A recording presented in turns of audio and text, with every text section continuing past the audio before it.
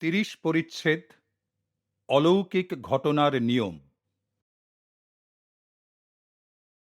সুবিখ্যাত ঔপন্যাসিক Leo Tolstoy ৩ সন্ন্যাসী the three হার্মিটস নামে একটি চমৎকার রূপকথা লিখেছিলেন। তাঁর বন্ধু নিকোলাস রোরিক নিম্নলিখিতভাবে গল্পটি সংক্ষেপিত করেন। কোনো এক দ্বীপে ৩ প্রবীণ সন্ন্যাসী বাস করতেন। তাঁরা এতই সরল ছিলেন যে প্রার্থনাকালে তাঁরা শুধু এই কটি কথাই বলতেন: আমরা ৩ জন, আপনিও ত্রিমূর্তি, আমাদের প্রতি দয়া করুন। এই অত্যন্ত সরল সাধাসিধা প্রার্থনার সময় নানাবিধ অলৌকিক ব্যাপার সব ঘটতে লাগল।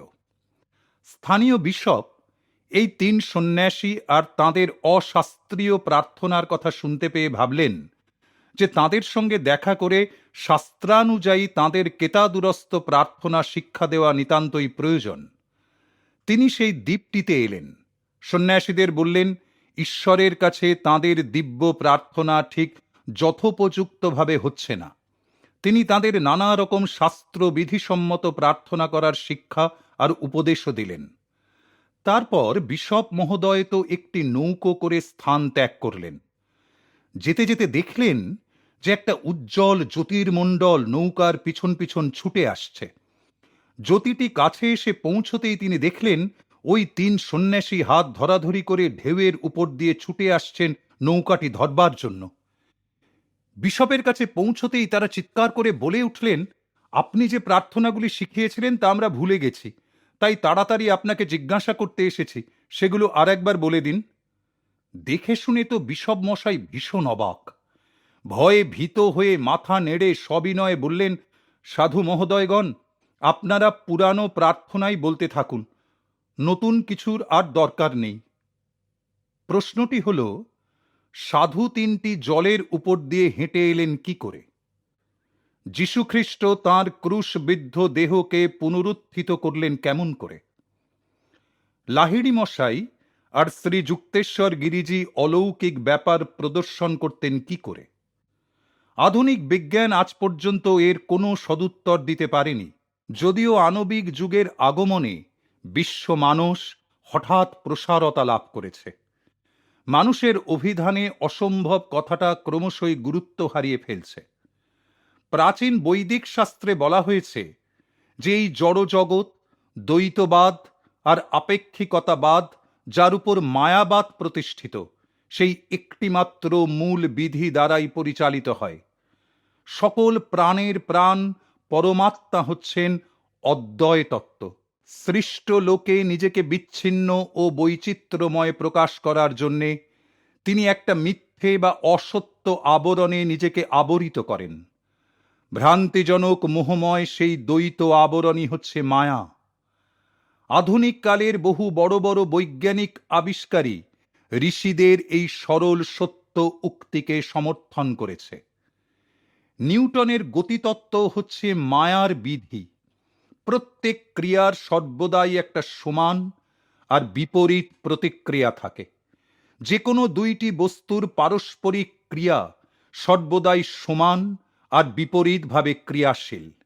কাজেই ক্রিয়া আর প্রতিক্রিয়া অবিকল সমান। স্বতন্ত্র একটিমাত্র শক্তি তাই অসম্ভব। সেই জন্য সর্বদাই 2টি করে শক্তি থাকবে যারা সমান আর বিপরীত। এ কারণে সকল মৌলিক স্বাভাবিক ক্রিয়াশীলতা যা মায়া থেকে উদ্ভূত তা প্রকাশ পায়। উদাহরণস্বরূপ বলা যেতে পারে, বিদ্যুতের ক্রিয়া হচ্ছে আকর্ষণ আর বিকর্ষণ। এর ইলেকট্রন আর প্রোটন 2 বিপরীত তড়িৎধর্মী। আরেকটা উদাহরণ, পরমাণু অর্থাৎ জড় কণার চূড়ান্ত অবস্থা হচ্ছে একটি পৃথিবীরই মতো, যেন একটি চুম্বক যার ধনাত্মক আর ঋণাত্মক 2টি মেরু আছে। সমগ্র প্রাতিভাসিক জগৎ অথবা জগৎ প্রপঞ্চ হচ্ছে মেরু প্রবণতার অদম্য প্রভাবের অধীন। দেখা গেছে পদার্থবিদ্যা, রসায়ন শাস্ত্র অথবা অন্য যে কোনো বিজ্ঞানী হোক না কেন, তারা সহজাত বিরুদ্ধবাদিতা বা বিপরীত নীতিশূন্য নয়। প্রাকৃতিক বিজ্ঞান তাই মায়ার অতীত কোনো নিয়ম বিধিবদ্ধ করতে পারে না, বিশ্ব সৃষ্টির সঙ্গে যা ওতপ্রোতভাবে বিজড়িত। প্রকৃতি নিজেই হচ্ছে মায়া। কাজেই প্রাকৃতিক বিজ্ঞানকে অবশ্যই তার অপরিহার্য সারাংশকে নিয়েই কাজ চালাতে হবে। প্রকৃতি তার নিজ রাজ্যে অফুরন্ত আর চিরন্তন। ভবিষ্যৎ বিজ্ঞানীরা তার অনন্ত বৈচিত্র্যের এক রূপ থেকে অন্য রূপের মধ্যে প্রবেশ করা ছাড়া আর বেশি কিছু করতে পারবেন না। বিজ্ঞান এক অনন্ত রহস্য স্রোতে ভেসে চলেছে, অন্ত আর খুঁজে পাচ্ছে না। বিজ্ঞান অবশ্য পূর্ব হতে বর্তমান আর ক্রিয়াশীল বিশ্বের নিয়ম আবিষ্কার করতে সক্ষম বটে, কিন্তু সেই বিধির বিধি আর তার একমাত্র যিনি নিয়ন্তা, তাকে খুঁজে বার করতে তা একেবারেই অক্ষম। মহাকর্ষ আর বৈদ্যুতিক শক্তির অপূর্ব আর বিরাট ক্রিয়া সব জানা গেছে বটে, কিন্তু মহাকর্ষ আর বিদ্যুতের শক্তিটা আসলে যে কি জিনিস তা কোনো মানুষই আজ পর্যন্ত জানতে পারেনি। প্রাচীন মুনি ঋষিরা এই মায়া অতিক্রম করবার ভার মানব জাতির হাতেই সমর্পণ করে গেছেন। বিশ্ব সৃষ্টির মধ্যে এই দ্বৈত ভাব অতিক্রম করে স্রষ্টার সাথে একাত্মবোধই মানব জীবনের চরম লক্ষ্য বলে বিবেচিত হয়েছিল। মায়াবদ্ধ জীবেরা যারা এই বিশ্ব নাট্যলীলার ছবি আঁকড়ে ধরে রয়েছে, তারা জোয়ার ভাঁটা, দিবারাত্র, সুখ দুঃখ, ভালো মন্দ, উত্থান পতন, জন্ম মৃত্যু, এইসব মেরু প্রবণতার দ্বৈত ভাবের মূল বিধি মানতে বাধ্য।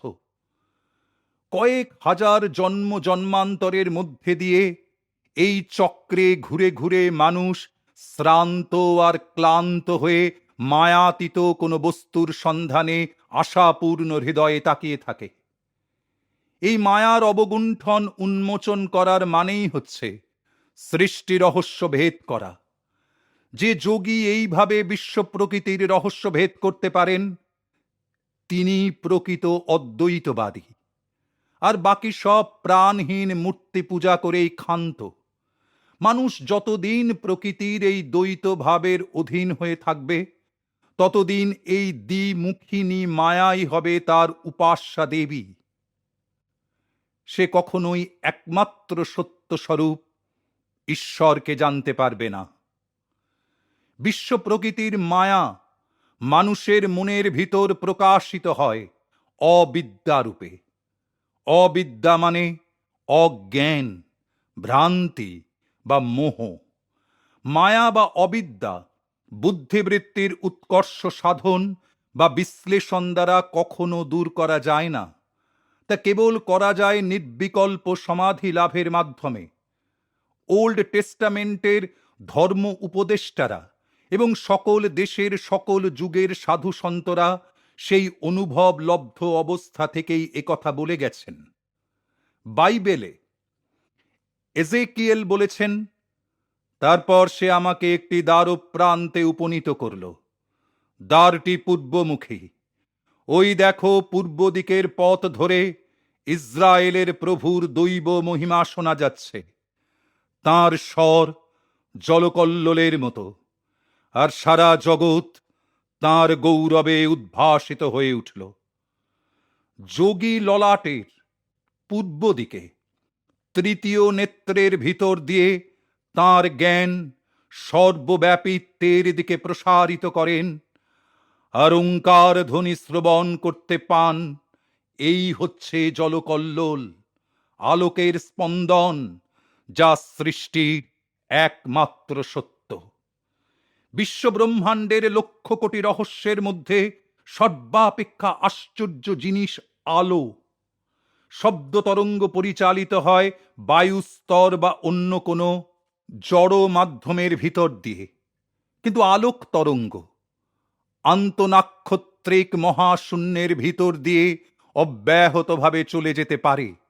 এমনকি তথাকথিত ইথার, যা তরঙ্গবাদে আলোকের গ্রহ হতে গ্রহান্তরে বিচ্ছুরিত হবার মাধ্যম বলে স্বীকৃত, তাও আইনস্টাইনের এই মতানুসারে পরিত্যক্ত হতে পারে যে আকাশ বা মহাশূন্যের জ্যামিতিক গুণানুসারে ইথার মতবাদ অনাবশ্যক হয়ে পড়েছে। যাই হোক, উভয় মতবাদেই আলো হচ্ছে অতি সূক্ষ্ম পদার্থ বা তন্মাত্র, আর স্বাভাবিকভাবে প্রকাশকালে তা কোনো জড় পদার্থের উপর আদৌ নির্ভর করে না। আইনস্টাইনের বিরাট কল্পনায় সেকেন্ডে 1,86,300 মাইল যে আলোর গতি, তা সারা অপেক্ষবাদকে প্রভাবিত করে। তিনি গাণিতিক উপায়ে প্রমাণ করেছেন যে মানুষের সীমাবদ্ধ মনে আলোই হচ্ছে এই অনিত্য পরিবর্তনশীল জগতের মধ্যে একমাত্র পরম ধ্রুবাঙ্ক। একমাত্র আলোকের গতির অনন্য সাপেক্ষতার উপরেই মানব জগতের দেশ ও কালের মান নির্ভর করে। দেশ আর কাল, যা এতাবৎ কাল চিরন্তন বলেই বিবেচিত হয়ে এসেছে, আসলে তারা তা নয়। তারাও হচ্ছে আপেক্ষিক আর সসীম অংশ, আর তাদের শর্ত সাপেক্ষ পরিমাণ বৈধতা নির্দিষ্ট হয় কেবলমাত্র আলোর গতির মানদণ্ডে। মহাকাশকে অপেক্ষবাদের মাত্রা বা আয়তন রূপে বর্ণনা করতে গিয়ে সময়ের প্রকৃত রূপ এখন বেরিয়ে পড়েছে। অনিশ্চিতির সহজ সার আর কি। কলমের গোটাকতক সমীকরণের অঙ্কের আঁচড় কেটে আইনস্টাইন বিশ্বজগৎ থেকে একমাত্র আলো ছাড়া বাকি সব ধ্রুব সত্যের বিষয় বাতিল করে দিয়েছেন। তারপরে এই তত্ত্বের আরও উন্নতি সাধিত হল তাঁর যুগান্তরকারী ইউনিফাইড ফিল্ড থিওরিতে। এই মহান পদার্থবিদ একটিমাত্র অঙ্কসূত্রে মাধ্যাকর্ষণ আর তড়িৎ চুম্বক তত্ত্ব একত্রিত করার চেষ্টা করেছেন। বিশ্ব সৃষ্টিকে একটিমাত্র নিয়মের অধীনে এনে আইনস্টাইন যুগ যুগান্তর পার হয়ে প্রাচীন ঋষিদের কাছে উপস্থিত হয়েছেন, যারা বিশ্ব সৃজনে একমাত্র বহুরূপিণী মায়াই যে কার্যকর তা বহু পূর্বেই ঘোষণা করে গিয়েছেন। যুগান্তকারী আপেক্ষিকতা তত্ত্বের সিদ্ধান্ত চূড়ান্ত অণুর আবিষ্কারের গাণিতিক সম্ভাবনার সৃষ্টি করেছে। বড় বড় বিজ্ঞানীরা এখন সদর্পে ঘোষণা করছেন যে পরমাণুকে জড়ের চেয়ে শক্তি বলাই শুধু যে বিধেয় তা নয়, পারমাণবিক শক্তি বস্তুত চিন্ময় পদার্থ। The nature of the physical ওয়ার্ল্ডে স্যার আর্থার স্ট্যানলি এডিংটন লিখেছেন, পদার্থবিজ্ঞান যে ছায়ার জগতের সঙ্গে সংশ্লিষ্ট, এই সহজ উপলব্ধি একটা বিশেষ উল্লেখযোগ্য অগ্রগতি। পদার্থ জগতে আমরা পরিচিত জীবনের নাটক যেন ছায়াবাজির অভিনয়ের ভিতর দিয়েই দেখি। ছায়া কাগজের উপর যখন ছায়াকালির দাগ টেনে চলেছি, তখন আমার ছায়া কোনই ছায়া টেবিলের উপর রয়েছে। এসবই প্রতীক, এবং পদার্থবিদ এদের প্রতীক গণ্য করেই তাদের বাদ দেন। এরপর আসেন রাসায়নিক মন, যিনি এই সব প্রতীকদের রূপান্তর সাধন করেন। মোটামুটিভাবে বলতে গেলে বলা যায় যে এই জগৎ বস্তু আসলে হচ্ছে চিন্ময় পদার্থ।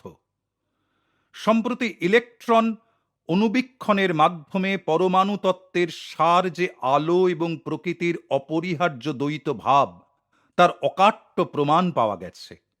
1937 সালে নিউ ইয়র্ক টাইমস পত্রিকা American association for the advancement of the সায়েন্সের এক সভায় ইলেকট্রন মাইক্রোস্কোপ প্রদর্শনের নিম্নলিখিত বিবরণী প্রকাশ করেছে।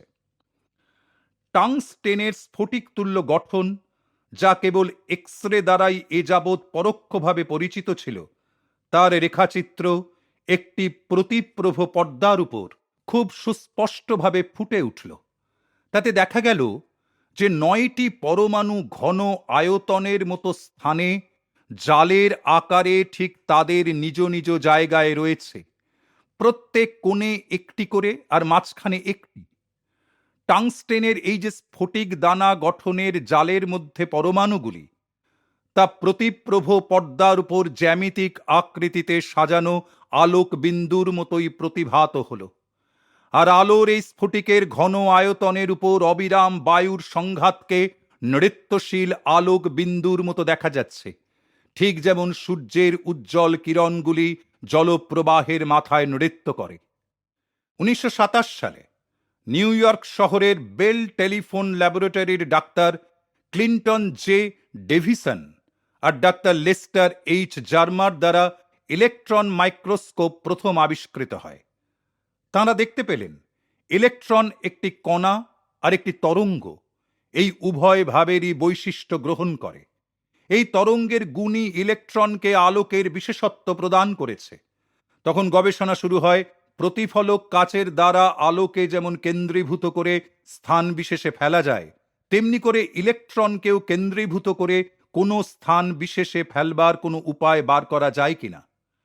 ইলেকট্রনের জেকিল হাইড গুণ আবিষ্কারে দেখা যায় যে সারা প্রকৃতি রাজ্যে একটা দ্বৈত ভাব বর্তমান। এই আবিষ্কারের জন্য ডাক্তার ডেভিসন পদার্থবিদ্যায় নোবেল পুরস্কার প্রাপ্ত হন। স্যার জেমস জিন্স তাঁর দ্য মিস্টিরিয়াস ইউনিভার্স গ্রন্থে লিখেছেন, জ্ঞানের স্রোত ক্রমশই অযান্ত্রিক সত্যের দিকে এগোচ্ছে।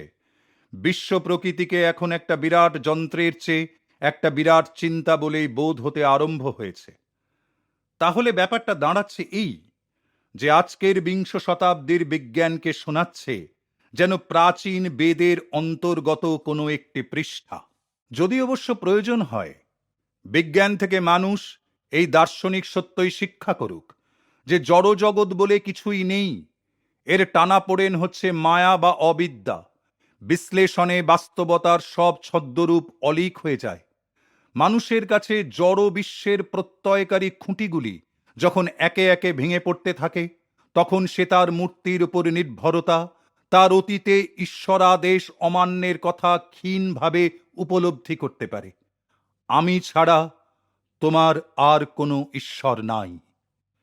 আইনস্টাইন তার বিখ্যাত সমীকরণে, যেখানে তিনি ভর আর শক্তির তুল্যতা প্রদর্শন করেছেন, সেখানে তিনি প্রমাণ করে দেখিয়েছেন যে কোনো জড়কণার মধ্যস্থিত শক্তি তার ভর বা ওজন ও আলোক গতির বর্গফলের দ্বারা গুণিত সংখ্যার সমান। জড়কণার বিনাশেই আণবিক শক্তির মুক্তি, জড়ের মৃত্যুতেই আজ আণবিক যুগের জন্ম। আলোর গতি গণিতশাস্ত্রের যে একটা মান বা ধ্রুবক, তার কারণ এই নয় যে তার 1 সেকেন্ডে 1,86,300 মাইলের একটা স্থির গতি আছে। তার কারণ হচ্ছে এই যে কোনো জড় দেহ যার ভর তার গতির সঙ্গে সঙ্গে বাড়ে, সে কখনো আলোর সমান গতি লাভ করতে পারে না। অন্যভাবে বলতে গেলে বলা যায় যে কেবলমাত্র সেই জড় দেহ যার ভর অসীম, সেই আলোর সমান গতি পেতে পারে। এই ধারণা থেকেই আমরা অলৌকিক ঘটনার নিয়মে পৌঁছতে পারি। যেসব সিদ্ধ পুরুষেরা তাঁদের শরীর এবং অন্য যে কোনো পদার্থ বা বস্তুকে ইচ্ছা মতো প্রকাশ অথবা শূন্যে বিলীন করতে পারেন, বা আলোর গতির বেগে চলতে পারেন, অথবা সৃজনকারী আলোক রশ্মিকে ব্যবহার করে যে কোনো জড় পদার্থের বাহ্যরূপের প্রকাশকে তৎক্ষণাৎ পরিদৃশ্যমান করতে পারেন, তাঁরাই অতি প্রয়োজনীয় শর্তটি পূরণ করতে পেরেছেন যে তাঁদের ভর হচ্ছে অসীম। সিদ্ধ যোগীর সম্বিদ বা চেতনা বিনা আয়াসেই কেবল তাঁর সীমাবদ্ধ দেহের সঙ্গে নয়, একেবারে নিখিল বিশ্ব রচনার সঙ্গে যুক্ত হতে পারে। মাধ্যাকর্ষণ, তা সে নিউটনের বলই হোক অথবা আইনস্টাইনের জড়ত্বের প্রকাশই হোক, সকল জড় পদার্থের মহাকর্ষাবস্থার পরিচয় যে গুরুত্ব বা ভার, তার গুণ প্রকাশে কোনো সিদ্ধ যোগীকে বাধ্য করতে অপারগ। যিনি নিজেকে সর্বব্যাপী পরমাত্মা বলে জানতে পেরেছেন, তিনি দেশ আর কালের অধীন দেহের সসীমতায় আর আবদ্ধ নন। তার সব সসীম বাধা বন্ধ দূর হয়ে গিয়ে দাঁড়ায় তার চরম অবস্থা, আমি তিনি, সোহং। বাইবেলে আছে, ঈশ্বর বললেন আলো হোক, তারপরেই আলোর উৎপত্তি হল। ঈশ্বর তাঁর বিশ্ব রচনার প্রধানতম উপাদান আলোর প্রকাশের নির্দেশ দিলেন। এই অবস্তুবাচক মাধ্যমের ভিতর দিয়েই সমস্ত দৈব প্রকাশ ঘটে থাকে। সকল যুগের ভক্তজন জ্যোতি শিখা বা আলোক রূপে ঈশ্বরের আবির্ভূত হবার কথা বলে থাকেন। সেন্ট জন ভগবত দর্শনের বিষয়ে বর্ণনা করে বলেছেন যে তাঁর চক্ষুদ্বয় অগ্নিশিখার মতো, আর তাঁর মুখমণ্ডল প্রখর সূর্য তেজের মতো উজ্জ্বল। যে যোগী গভীর ও পরিপূর্ণ ধ্যানের দ্বারা তাঁর চৈতন্যকে স্রষ্টার মধ্যে বিলীন করতে পেরেছেন, তিনি উপলব্ধি করেছেন যে বিশ্বজগতের মূল হচ্ছে আলো। যা জীবনী শক্তির স্পন্দন। তার কাছে জল আর মৃত্তিকা সৃজনকারী দুই বিভিন্ন আলোক রশ্মির মধ্যে কোনোই পার্থক্য নেই। জড় চেতনা মুক্ত আর দেশ বা আকাশের তিনটি মাত্রা আর কালের চতুর্থ মাত্রা শূন্য হয়ে সিদ্ধ যোগী, ক্ষিতি, অপ, তেজ, মরুত ইত্যাদির ভৌতিক আলোক রশ্মির উপর দিয়ে তার আলোর শরীর অতি সহজেই পরিচালিত করতে পারেন। অতএব তোমার চক্ষু যদি একক হয়, তোমার সর্বশরীরই আলোকদীপ্ত হবে।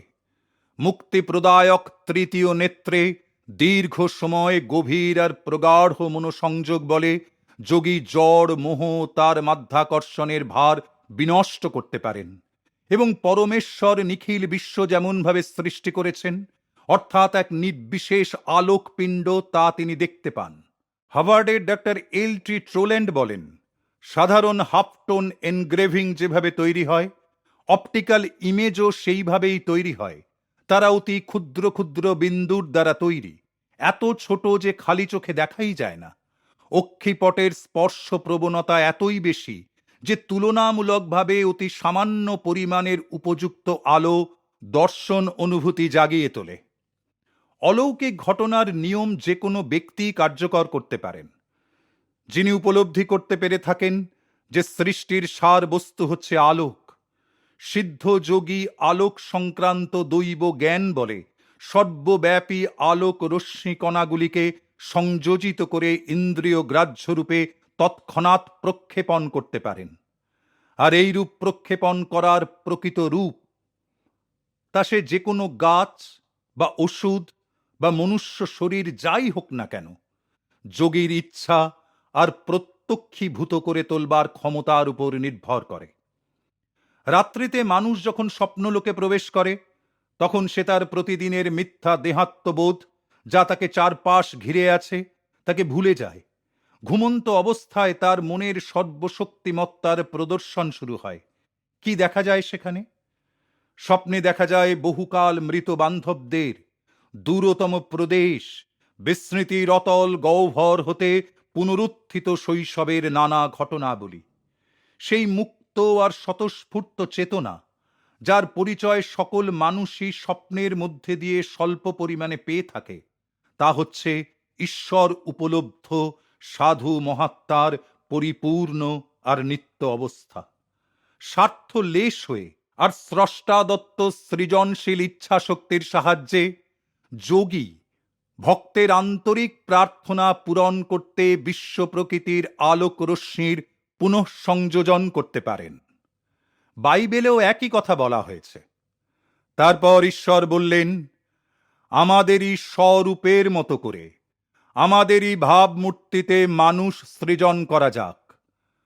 আর তারা সমুদ্রের মৎস্য, আকাশের পক্ষী, পশু এবং সমস্ত পৃথিবীর উপর এবং ভূমিতে বিচরণশীল প্রতিটি সরীসৃপের উপর আধিপত্য করুক।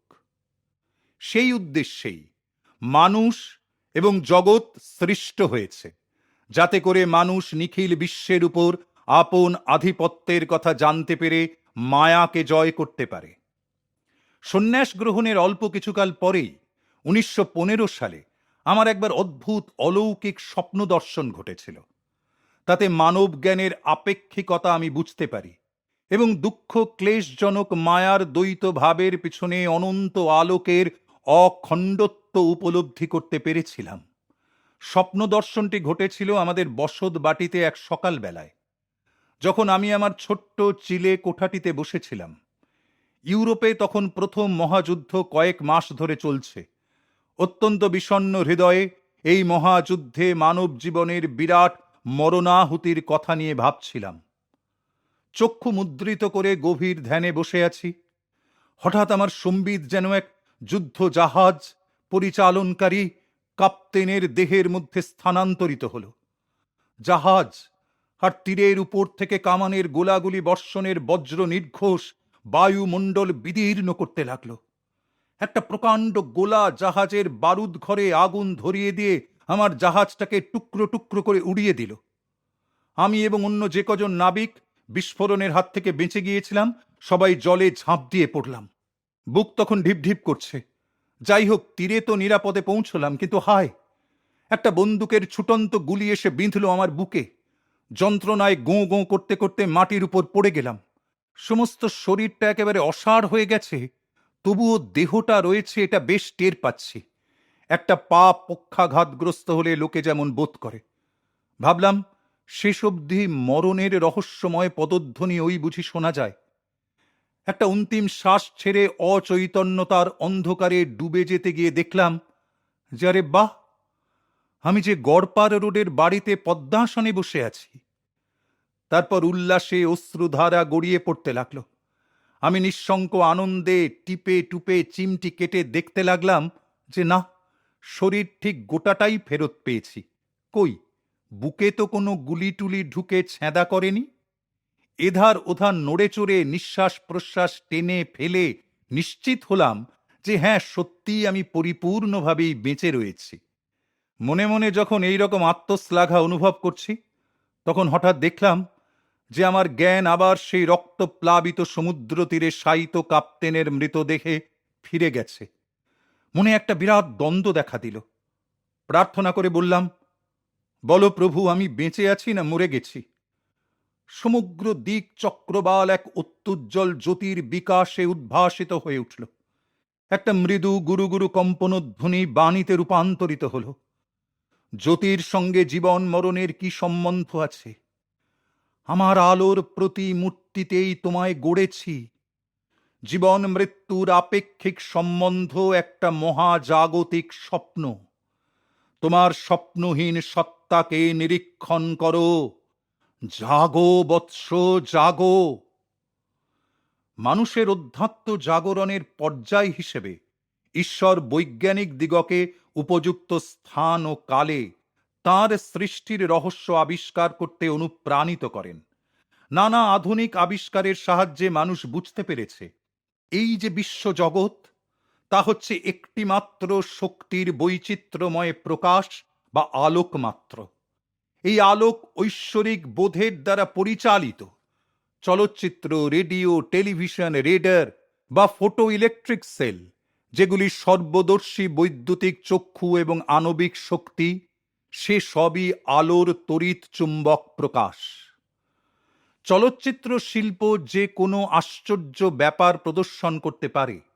চিত্তাকর্ষক দর্শনগ্রাহ্য বিষয়ের দিক থেকে দেখতে গেলে ফটোগ্রাফির কৌশলের কাছে কোনো অলৌকিক ব্যাপার প্রদর্শন আর দুঃসাধ্য থাকে না।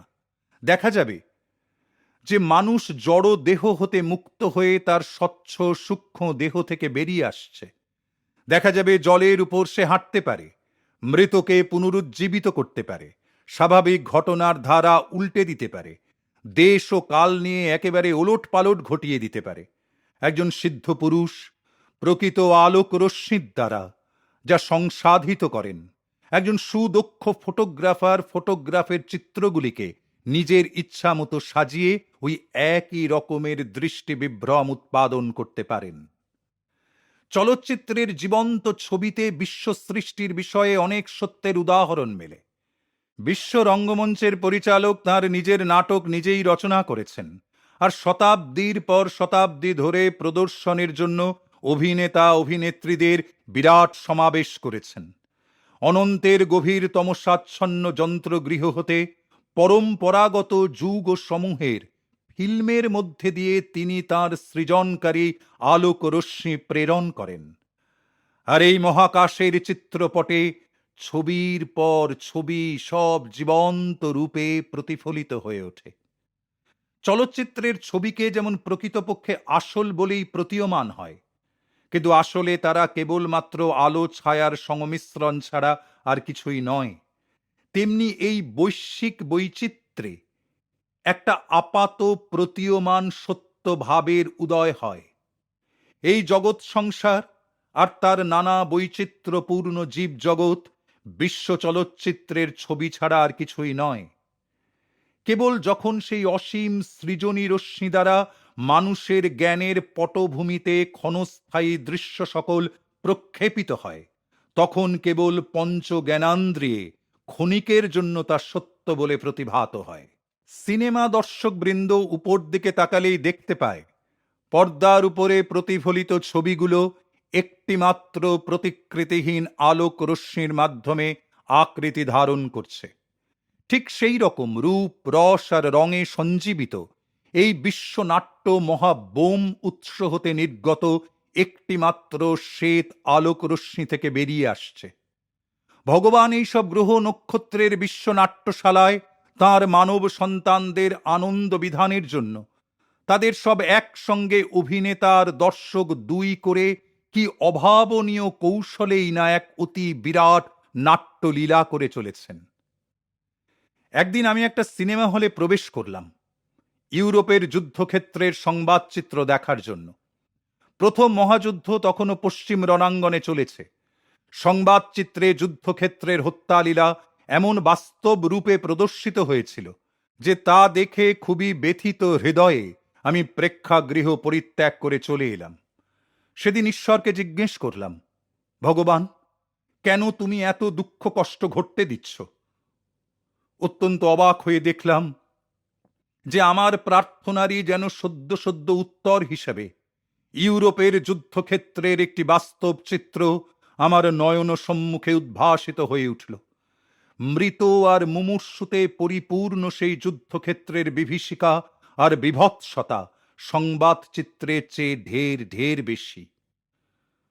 আমার অন্তশ্চেতনায় একটি অতি মৃদু শান্ত স্বর যেন কথা বলে উঠল, খুব ভালো করে মন দিয়ে দেখো, দেখতে পাবে ফ্রান্সে এখন এই যে সব দৃশ্য অভিনীত হচ্ছে তা আলো ছায়ার একটা সাদা আর কালো রঙে আঁকা ছবি ছাড়া কিছুই নয়। তারা হচ্ছে বিশ্ব চলচ্চিত্র। এখনই যেসব সংবাদচিত্র দেখে এলে সেই রকম একাধারে সত্য আর অসত্য দুই নাটকের ভিতর নাটক যেমন। আমার অন্তর তবুও শান্ত হল না। সেই দৈববাণী আবার শোনা গেল, সৃষ্টি হচ্ছে আলো ছায়া দুয়েরই সমন্বয়, তা না হলে কোনো ছবি সম্ভবপর হয় না। মায়ার শতশত গুণ বরাবরই একটার চেয়ে অপরটা এক একবার প্রবল হয়ে উঠবে। ইহলোকে আনন্দ যদি অবিরাম আর অন্তহীনই হতো তাহলে কি আর মানুষ অন্য কোনো জগৎ চাইত? দুঃখ ক্লেশ ভোগ না করলে সে কখনোই স্মরণ করতে চাইত যে সে তার অমৃতধাম পরিত্যাগ করে এখানে এসেছে? দুঃখ কষ্টই হচ্ছে তাকে স্মরণ করাবার অঙ্কুশাঘাত। তা থেকে মুক্তির উপায় হচ্ছে জ্ঞান। মরণের বিয়োগ ব্যথা হচ্ছে একেবারে অসত্য। যারা এতে ভয়ে কেঁপে মরে তারা হচ্ছে সেই রকম আনাড়ি অভিনেতা যারা থিয়েটারের মঞ্চে একটা ফাঁকা গুলির আওয়াজে সত্যি সত্যি ভয়ে পড়ে মরে যায়। আমার সন্তানেরা আলোকের সন্তান। তারা তো আর মায়ায় আবদ্ধ হয়ে চিরকাল মোহনিদ্রায় ঘুমোবে না। শাস্ত্রে যদিও আমি মায়ার বিষয় আর তার নানা ব্যাখ্যা পড়েছিলাম, কিন্তু সেসব আমার এই প্রত্যক্ষ দর্শন আর তার সাথে এই সান্ত্বনা বাণীর সঙ্গে পাওয়া গভীর অন্তর্দৃষ্টি এমনভাবে দিতে পারেনি। মানুষের মূল্যবোধ গভীরভাবেই পরিবর্তিত হয় যখন তার মনে এই চরম বিশ্বাস দৃঢ় আর বদ্ধমূল হয়ে দাঁড়ায় যে এই সৃষ্টি একটা বিরাট চলচ্চিত্র ছাড়া আর কিছুই নয়, আর এর ভিতরে নয় বরং বাইরেই আছে তার আসল স্বরূপ। এই অধ্যায়ে লেখা শেষ করে আমি বিছানার উপর পদ্মাসনে বসলাম। দুটি ঘেরা টোপ দেওয়া আলোতে ঘরটি মৃদু আলোকিত। চোখ তুলে দেখলাম যেন ঘরের ছাদ অতি ক্ষুদ্র ক্ষুদ্র সরিষা বর্ণের আলোক বিন্দুর দ্বারা আচ্ছাদিত। রেডিয়ামের মতো ঔজ্জ্বল্যে স্পন্দিত হচ্ছে, ঝকমক করছে। লক্ষ কোটি আলোকরেখা বৃষ্টিধারার মতো একটি স্বচ্ছ আলোকদণ্ডে পরিণত হয়ে আমার উপর এসে নিঃশব্দে ঝরে পড়ছে। সঙ্গে সঙ্গে আমার এ ভৌত দেহের জড়ত্ব নষ্ট হয়ে গিয়ে অতি সূক্ষ্ম আর লঘু দেহে পরিণত হলো। মনে হলো যেন হাওয়ার উপর ভাসছি। বিছানা নামমাত্র ছুঁয়ে ভারশূন্য শরীরটা একবার এদিক একবার ওদিক পর্যায়ক্রমে ঈষৎ দুলতে লাগলো। ঘরের চারদিকে তাকিয়ে দেখলাম দেওয়াল, আসবাবপত্র সবই ঠিক রয়েছে, কিন্তু সেই স্বল্প আলোকপিণ্ডই এত দূর বর্ধিত হয়েছে যে ঘরের ছাদ আর দেখা যাচ্ছে না। বিস্ময়ে স্তম্ভিত হয়ে গেলাম। এই হচ্ছে বিশ্ব চলচ্চিত্রের কলকবজা। আলোর ভিতর থেকেই যেন স্বরটা বেরিয়ে এলো, তোমার বিছানার সাদা চাদরের উপর এর আলোক রশ্মিপাতে এ তোমার শরীরের ছবি ফুটিয়ে তুলছে। এইবার দেখো, তোমার শরীর আলো ছাড়া আর কিছুই নয়।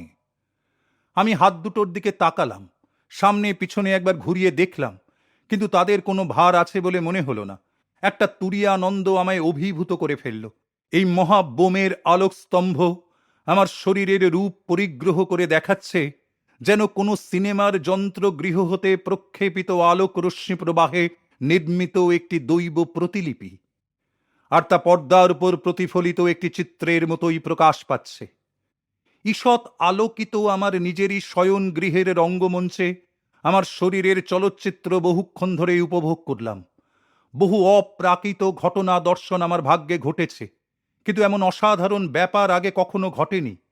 আমার জড় দেহের ভ্রান্তি যখন সম্পূর্ণরূপে ঘুচে গেল, আর সকল পদার্থের সার যে আলোক, তার যখন পূর্ণ উপলব্ধি ঘটল, তখন আমি ঊর্ধ্বে স্পন্দনশীল প্রাণ কণিকা স্রোতের দিকে তাকিয়ে মিনতি ভরা কণ্ঠে বললাম, হে মহাজ্যোতি, দয়া করে আমার এই তুচ্ছ দেহপট আপনার মধ্যেই মিলিয়ে দিন। বাইবেলের ইলাইজা যেমন করে অগ্নিরথের দ্বারা স্বর্গে উত্তোলিত হয়েছিলেন, তেমনি। এই প্রার্থনাটি অবশ্য খুবই চমকপ্রদ। কাজে আলোক রশ্মি তৎক্ষণাৎ অন্তর্হিত হল। আমার শরীর আবার পূর্বেকার মতো স্বাভাবিক ভারপ্রাপ্ত হয়ে বিছানার উপর ক্রমশ এলিয়ে পড়ল। ছাদের উজ্জ্বল আলোকের কণাগুলি মিটমিট করে ক্রমশ অদৃশ্য হয়ে গেল। বুঝলাম এই পৃথিবী ত্যাগ করার সময় আমার তখনও আসেনি।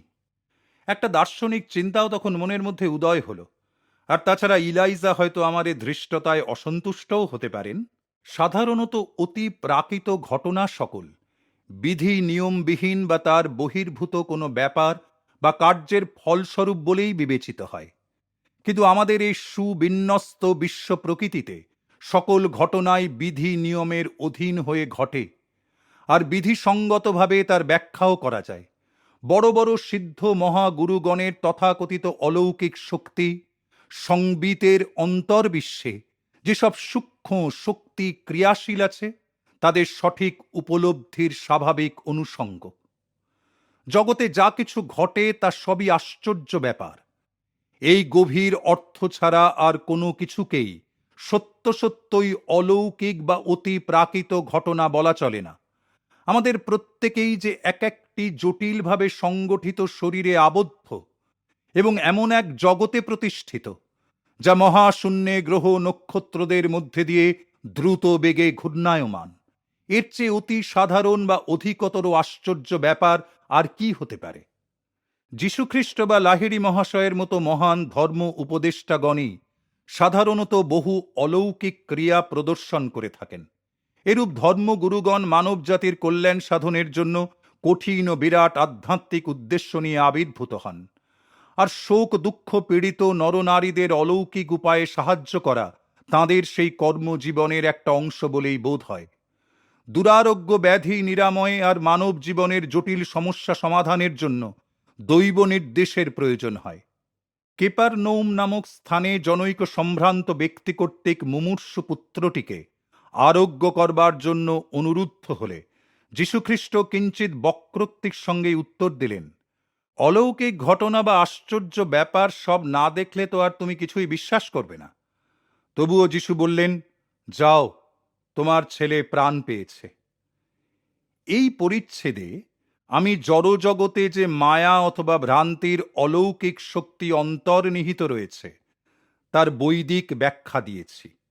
আণবিক জড় পদার্থের মধ্যে যে অনিত্যতার একটা ইন্দ্রজাল লুক্কায়িত আছে, তা পাশ্চাত্য বিজ্ঞান ইতিমধ্যেই আবিষ্কার করে ফেলেছে। যাই হোক, কেবলমাত্র যে প্রকৃতি তা নয়, মানুষও তার নশ্বর রূপে মায়া অর্থাৎ আপেক্ষিকতা, বৈপরীত্য, দ্বৈত ভাব, বিলোম ক্রিয়া, বিরুদ্ধাবস্থার অধীন। এ মনে করলে ভুল করা হবে, মায়ার তত্ত্ব কেবলমাত্র ঋষিরাই অবগত ছিলেন। ওল্ড টেস্টামেন্টের ধর্ম উপদেষ্টাগণ মায়াকে স্যাটান বা শয়তান হিব্রু অর্থে শত্রু বলে অভিহিত করেছেন। গ্রিক টেস্টামেন্টে শয়তানের প্রতিশব্দ রূপে ডায়াবোলাস বা ডেভিল ব্যবহৃত হয়েছে। শয়তান বা মায়া হচ্ছে বিশ্বরাজ্যের জাদুকর, যে এক অখণ্ড অরূপ মহাসত্যকে ঢাকবার জন্য নানা রূপের আবরণ সৃষ্টি করে। আর ঈশ্বরের পরিকল্পনা আর লীলায় এই শয়তান বা মায়ার একমাত্র কাজ হচ্ছে মানুষকে আত্মা থেকে জড়ে, সৎ থেকে অসতের ভ্রান্ত পথে পরিচালিত করা। যীশুখ্রিস্ট মায়াকে শয়তান, নরঘাতক ও মিথ্যাবাদী বলে চিত্রিত করেছেন। ডেভিল অর্থাৎ শয়তান আদি কাল থেকেই নরঘাতক, সত্যে কখনো প্রতিষ্ঠিত থাকেনি, কারণ তার মধ্যে কোনো সত্য নাই। যখন সে কোনো মিথ্যা কথা বলে, তখন সে নিজের কথাই বলে, কারণ সে মিথ্যাবাদী আর সেই মিথ্যার জনক। ডেভিল অর্থাৎ শয়তান প্রথমাবধি পাপ করছে। এই কারণেই ঈশ্বরের পুত্র আবির্ভূত হলেন, যাতে করে তিনি শয়তানের সমস্ত ক্রিয়াকলাপ বিনষ্ট করতে পারেন, অর্থাৎ মানবের নিজস্ব কুটস্থ চৈতন্য অবলীলাক্রমে মায়ার ক্রিয়া অথবা ভ্রান্তি সকল লোপ করতে পারে। মায়া অনাদি, কারণ জড়বিশ্বের সৃষ্টিকার্যে এ ওতপ্রোতভাবে বিজড়িত, আর সেই দৈব নিত্যতার সতত বিরোধে এ চির পরিবর্তমান।